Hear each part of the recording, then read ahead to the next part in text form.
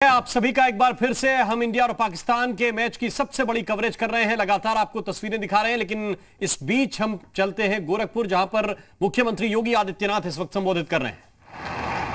हम सबको इस बारे में ध्यान रखना होगा कि विकास के कार्य ही प्रत्येक नागरिक के जीवन में परिवर्तन लाएंगे और विकास की सोच ने ही गोरखपुर को आज राष्ट्रीय और अंतर्राष्ट्रीय स्तर पर एक नई पहचान दिलाई है। देखो भाइयों बहनों, आज से 25 साल 30 साल पहले गोरखपुर की पहचान क्या थी? गोरखपुर आने में लोग डरते थे। गोरखपुर लोगों के लिए भय का पर्याय बन चुका था, लेकिन आज गोरखपुर दुनिया के लिए विकास का एक पर्याय बना है। और विकास किस रूप में? फर्टिलाइजर कारखाना लगभग पूरा हो चुका है, एम्स का निर्माण लगभग पूरा हो चुका है। अगले महीने अपने प्रधानमंत्री जी दोनों प्रोजेक्ट का लोकार्पण का कार्यक्रम करेंगे, भव्य उद्घाटन का कार्यक्रम मिलेगा। गोरखपुर और पूर्वी उत्तर प्रदेश को ये हजारों करोड़ रुपए की परियोजनाओं का सौगात प्रधानमंत्री जी स्वयं आकर के देंगे। ग्राम गणतंत्र आज विकास के पर्यटन पर एक नए क्षितिज को छूता हुआ दिखाई दे रहा है। वाटर स्पोर्ट्स का एक नया कॉम्प्लेक्स गोरखपुर में बनना न केवल पर्यटन की सुविधाओं को बल्कि यहां के नौजवानों को उस क्षेत्र में आगे बढ़ने के लिए नई संभावनाओं को लेकर के आ रहा है। आपने आज से 6 महीने पहले गोरखपुर के जू का यानी गोरखपुर के चिड़ियाघर के उद्घाटन के कार्यक्रम और उसके बाद स्वयं गोरखपुर के चिड़ियाघर में या तो चले गए होंगे, नहीं गए होंगे, तो महापौर जी से टिकट करवा करके एक बार जरूर वहां की यात्रा अवश्य कर लें। जो चीज कभी गोरखपुर के लिए सपना होती थी, आज वो हकीकत में दिखाई दे रही है। आज से 10 वर्ष पहले गोरखपुर का बीआरडी मेडिकल कॉलेज जर्जर स्थिति में था। आज बीआरडी मेडिकल कॉलेज अत्याधुनिक सुविधाओं से युक्त होकर के कोरोना कालखंड में पूर्वी उत्तर प्रदेश के लोगों के लिए जीवन को देने वाला मेडिकल कॉलेज के रूप में उसने एक बार फिर से बाबा राघव दास की स्मृति को ताजा करवा दिया।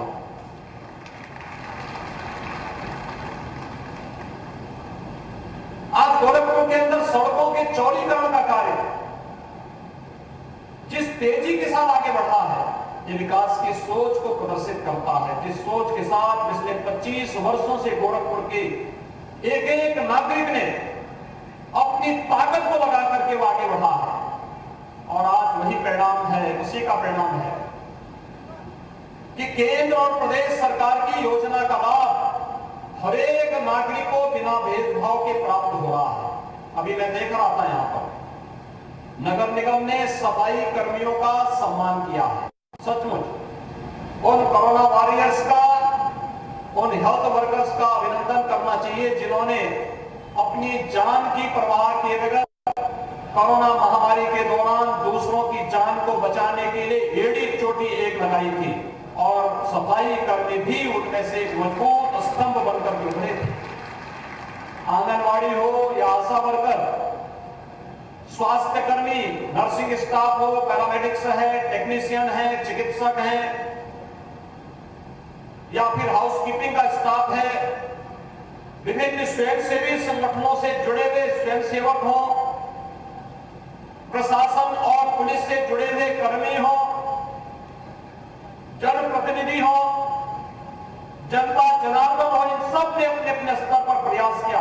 और आज मुझे बताते हुए प्रसन्नता है कि गोरखपुर कोरोना महामारी से लगभग मुक्ति की ओर है। टीकाकरण युद्ध स्तर पर चल रहा है, और टीकाकरण के युद्ध स्तर पर चलने के साथ ही गोरखपुर ने विकास की प्रक्रिया के साथ तेजी के साथ कदम बढ़ाना प्रारंभ किया है। ये विकास की परियोजना इस बात को बताती है कि गोरखपुर ने जीवन को भी बचाया है और जीविका को भी बचाया है। और अगर गोरखपुर कर रहा है तो प्रदेश कैसे पीछे होगा? मुझे बताते हुए प्रसन्नता है कि आज उत्तर प्रदेश 12 करोड़ 60 लाख से अधिक लोगों को वैक्सीन, कोरोना का वैक्सीन दे चुका है। 8.25 करोड़ लोगों का सफलतापूर्वक जांच की प्रक्रिया भी पूरी कर चुका है। कोरोना के महामारी में उपचार के लिए इतने बेड्स हम लोगों ने उपलब्ध कराए कि जिस उत्तर प्रदेश के बारे में कहा जाता था कि उत्तर प्रदेश में हेल्थ इंफ्रास्ट्रक्चर सबसे कमजोर है, आज उस उत्तर प्रदेश में कोरोना के उपचार के लिए 1,80,000 बेड्स हमारे पास मौजूद हैं और हम दुनिया के किसी देश के कह सकते हैं उत्तर प्रदेश अब किसी मामले में कमजोर नहीं। उत्तर प्रदेश देश का अग्रणी राज्य है और अग्रिम सोच के साथ आगे बढ़ने का कार्य कर रहा है। उस सोच को आगे बढ़ाने की आवश्यकता है। अभी मैं देख रहा था सफाई कर्मियों का सम्मान के साथ ही प्रधानमंत्री आवास योजना में जिन लोगों ने गृह प्रवेश किया वे लोग अपने अपने घर का फोटो लेकर के आए थे। कितना गौरव और गरिमा के साथ कह रहे थे कि मेरे पास मकान हो गया है, मेरे पास अब पक्का मकान हो गया है। ये जीवन स्तर को उठाने की एक सोच, और इसके लिए मैं प्रधानमंत्री मोदी जी का आभार व्यक्त करूंगा जिन्होंने देश के अंदर अभी 3 दिन पहले 100 करोड़ लोगों को वैक्सीन देने के लक्ष्य को तो प्राप्त किया ही, सबको वैक्सीन मुफ्त में वैक्सीन के लक्ष्य को प्राप्त किया ही। प्रधानमंत्री बनने के साथ उन्होंने जो संकल्प लिया था कि सबको सिर ढकने के लिए छत भी देंगे, हर एक गरीब को देंगे। उत्तर प्रदेश अब तक 43 लाख लोगों को ग्रामीण और शहरी क्षेत्र में एक आवास प्रधानमंत्री आवास योजना के अंतर्गत उपलब्ध करवा चुका है। और ये कहने के लिए एक योजना हो सकती है, लेकिन यह एक योजना 43 लाख परिवारों को आर्थिक स्वावलंबन की ओर अग्रसर भी की है। और यही कारण है जो उत्तर प्रदेश पहले विभिन्न योजनाओं में रहता था, आज विकास की प्रक्रिया के साथ जुड़ करके केंद्र सरकार से जुड़ी हुई सभी परियोजनाओं में अग्रणी स्थान रखता है। और उसमें भी 44 योजनाएं तो ऐसी हैं जिसमें उत्तर प्रदेश आज नंबर 1 पर है, देश के अंदर नंबर 1 पर। चाहे वह स्वच्छ भारत मिशन हो, चाहे वह प्रधानमंत्री आवास योजना हो, प्रधानमंत्री सौभाग्य योजना हो, प्रधानमंत्री उज्ज्वला योजना हो, प्रधानमंत्री आयुष्मान भारत की योजना हो, प्रधानमंत्री की आयुष्मान भारत की योजना हो, प्रधानमंत्री स्वनिधि योजना हो, प्रधानमंत्री की स्वामित्व योजना हो, स्टार्टअप की योजना हो, या फिर वे तमाम योजनाएं जो एक आम नागरिक के जीवन में परिवर्तन ला सकती है। और जिन योजनाओं को आज से 7 साल पहले उत्तर प्रदेश के अंदर लागू होना चाहिए था, लेकिन गांव के लिए, गरीब के लिए, नौजवान के लिए, महिलाओं के उत्थान के लिए कोई ठोस कार्य योजना न होने के कारण पिछली सरकारें लागू नहीं करती थी।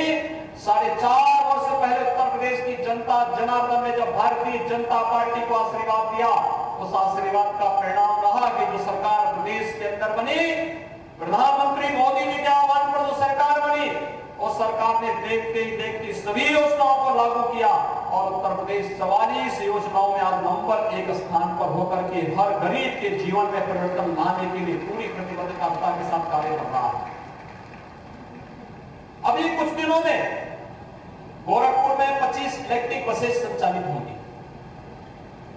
यानी अब वह समय गया, एक समय गोरखपुर में सिटी बस चलती थी, पहले शुरू में अच्छी चली, बाद में मेंटेनेंस के अभाव में इन बसेस में इतना धुआं छोड़ती थी कि लोग बाद में उसमें बैठना ही बंद कर दिए, अंततः योजना ही बंद हो गई। लेकिन मैं धन्यवाद दूंगा नगर निगम गोरखपुर को, महापौर को, यहाँ के पार्षदों को। इलेक्ट्रिक बसेज की सेवा को नगर निगम फिर से प्रारंभ करना है और आज यहाँ पे उन इलेक्ट्रिक बसेज को चार्जिंग की व्यवस्था, क्योंकि उसमें पेट्रोल और डीजल नहीं पड़ता है, उन्हें चार्ज करना पड़ेगा और फिर चार्ज करके निश्चित किलोमीटर तक वे यात्रा कर देंगी और उसमें कोई धुआं नहीं होगा, किसी प्रकार का कोई भी प्रदूषण उसके माध्यम से नहीं होगा। और गोरखपुर के अंदर वे इलेक्ट्रिक बसेज अब कुछ ही दिनों के अंदर चलनी प्रारंभ होगी। गोरखपुर की सड़कों में जाम की समस्या का समाधान होगा। प्रधानमंत्री स्वामित्व योजना के, प्रधानमंत्री स्वनिधि योजना के अंतर्गत स्ट्रीट वेंडर का व्यवस्थित पुनर्वास, और व्यवस्थित पुनर्वास के साथ ही उन्हें बैंकों के साथ जोड़ना, उन्हें डिजिटल पेमेंट के साथ जोड़ देना। यह कार्य युद्ध स्तर पर चल रहा है, लेकिन सड़कों पर जो जहां तहां कार खड़ी हो जाती थी, आज गोलघर में जलकर बिल्डिंग के पास वहां पर एक मल्टी लेवल पार्किंग का उद्घाटन जीडीए के द्वारा कराया जा रहा है। यहां पे मार्केट भी होगा और साथ साथ कार पार्किंग की, टू व्हीलर को पार्किंग की सुविधा भी होगी। अब सड़कों पर गाड़ी खड़े करने की आवश्यकता नहीं पड़ेगी, बल्कि भाइयों बहनों एक ही भवन के अंदर आपको मार्केट भी मिल जाएगा, कार पार्किंग भी मिल जाएगा, टू व्हीलर को पार्किंग करने की सुविधा भी मिल जाएगी, उसकी सुरक्षा की व्यवस्था भी मिल जाएगी।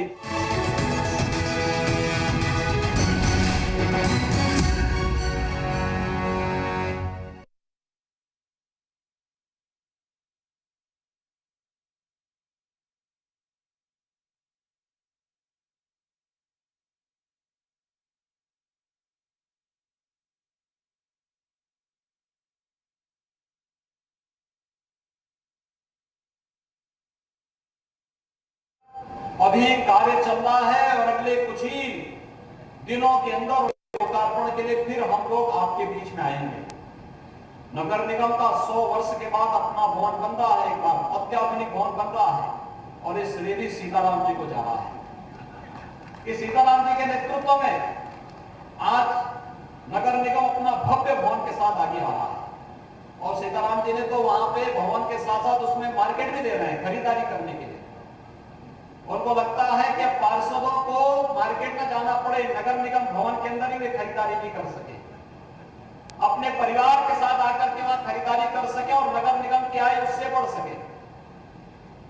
एक बेहतरीन भवन मिल रहा है 100 वर्ष के बाद। याद करिए, जब 100 वर्ष के बाद एक नए भवन के लिए जब नगर निगम फिर मांग करेगा, तब उस भवन में सब आपका नाम पड़ा होगा कि कौन उस समय मेयर था, कौन उस समय पार्षद थे, कौन कौन लोग थे, और आपकी उस समय की पीढ़ी, आपके उस समय नाती पोते आपको स्मरण करके कहेंगे कि देखिए हमारे नाना, कोई कहेंगे मेरे बाबा, मेरे दादा, मेरे काका उस समय पार्षद थे, कोई कहेगा उपसभापति थे, कोई कहेगा महापौर थे। सीताराम जी के उस समय चौथी पांचवी पीढ़ी होगी। वे लोग उस समय स्मरण करेंगे इस बात को। यानी एक उपलब्धि आपके लिए, जैसे नगर निगम के वर्तमान भवन में जो हम लोग गए, उस किस समय बना था, चेयरमैन कौन था, किसके समय बना था, कैसे बना था, हम लोगों ने स्मरण किया था, सभी लोगों ने उस समय देखा था, और यही स्थिति हमारे सामने उस समय भी होगी।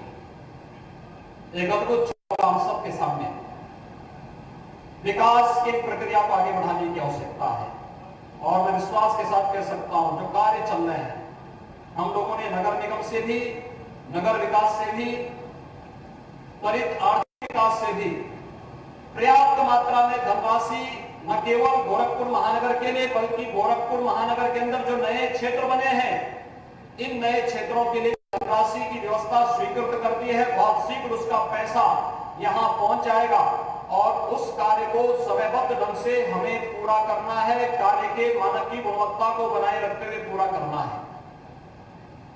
इस बार पिछले 70-80 वर्षों के मानसून के रिकॉर्ड को तोड़ा है प्रसाद ने। अतिवृष्टि के कारण जगह जगह जल प्लावन की स्थिति पैदा हुई, उसके कारण कुछ जगह समस्या हुई। हम लोगों ने प्रशासन से कहा, नगर निगम से, विकास प्राधिकरण से, पीडब्ल्यूडी से, अन्य आवास विकास से, सभी संस्थाओं से कहा समयबद्ध ढंग से इसकी कार्य योजना बनाइए।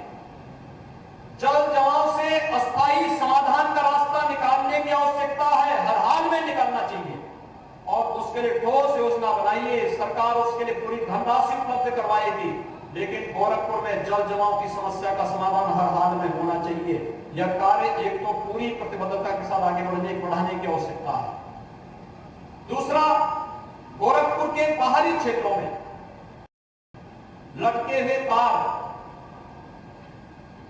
जो बांस और बल्ली में लोग बिजली के कनेक्शन को लेने के लिए तार लटका देते थे, उसके लिए हम लोग पहले धनराशि देकर के उस कार्य को आगे बढ़ा चुके हैं, और पावर कारपोरेशन जिला प्रशासन इस बात की समीक्षा कर ले कि समयबद्ध ढंग से उन कार्यों को पूरा करें। एक भी उपभोक्ता